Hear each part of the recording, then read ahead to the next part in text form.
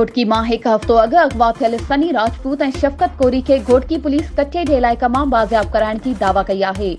SSP Ghotki Azhar Khan Mughal, DSP Ghotki हाफ़िज़ अब्दुल कादिर चाचड़, SHO Zahid Mirani, SHO Ghulamabad सिंधराणी ऐं आगा शमशाद पठान सां गॾु ए सेक्शन थाणे ते प्रेस कॉन्फ्रेंस कंदे चयो त हिकु हफ़्तो अॻु मुखबिन खे ॾोहारी अगवा करे विया हुआ। एसएसपी जो वधीक इहो बि चवणु हो त ॾोहारियुनि सां मुक़ाबिलो थियो, जंहिं बाद ॾोहारी फरार थी विया।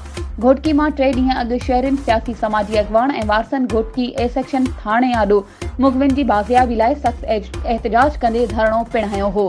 यादि रहे त 2 नौजवान राति जो देर सां होटल तां चांहि पी घर वापसि वञी रहिया हुआ त अगवा थी विया हुआ। पुलिस ॿिन्ही मुखबिन खे थाणे ते आंदो। मुखबिन जा वारिस गुलनि जा हार खणी पहुता। मुखबिन ऐं एसएसपी घोटकी खे ऐं एसएचओस खे गुलनि जा हार पाराया विया। होॾां मुखबी जे वारसनि में ख़ुशी जी लहर छांइजी वई।